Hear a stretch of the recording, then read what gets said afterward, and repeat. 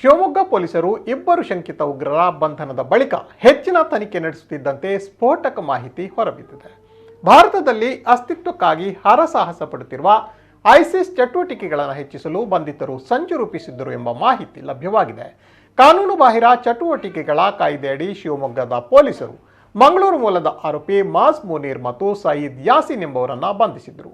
ಇವರಿಬ್ಬರು ಸೇರಿ ನಿಷೇಧಿತ ಭಯೋತ್ಪಾದಕ ಸಂಘಟನೆ ಇಸ್ಲಾಮಿಕ್ ಸ್ಟೇಟ್ ಆಫ್ ಇರಾಕ್ ಮತ್ತು ಸಿರಿಯಾದ ಭಯೋತ್ಪಾದಕ ಚಟುವಟಿಕೆಗಳನ್ನು ಮತ್ತಷ್ಟು ಹೆಚ್ಚಿಸಲು ಸಂಚು ರೂಪಿಸಲು ಯತ್ನಿಸಿದ್ದರು ಎಂದು ಪೊಲೀಸ್ ಮೂಲಗಳು ತಿಳಿಸಿವೆ. ಭಯೋತ್ಪಾದಕ ಕೃತ್ಯಗಳ ಮೂಲಕ ಭಾರತದ ಏಕತೆ, ಭದ್ರತೆ ಮತ್ತು ಸಾರ್ವಭೌಮತೆಗೆ ಭಂಗ ತರಲು ಬಂಧಿತರು ಸಂಚು ರೂಪಿಸಿದರು.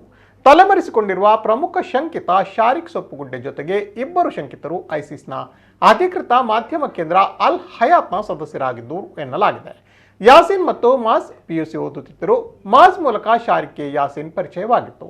ಯಾಸೀನ್, ಮಾಸ್ ಮತ್ತು ಶಾರಿಕ್ ಅವರನ್ನ ಭೇಟಿಯಾದಾಗಲೆಲ್ಲ ಅವರು ಜಿಹಾದ್ನ ಮೂಲಭೂತ ವಿಚಾರಗಳು ಮತ್ತು ಪರಿಕಲ್ಪನೆಗಳ ಬಗ್ಗೆ ಚರ್ಚಿಸುತ್ತಿದ್ದರು.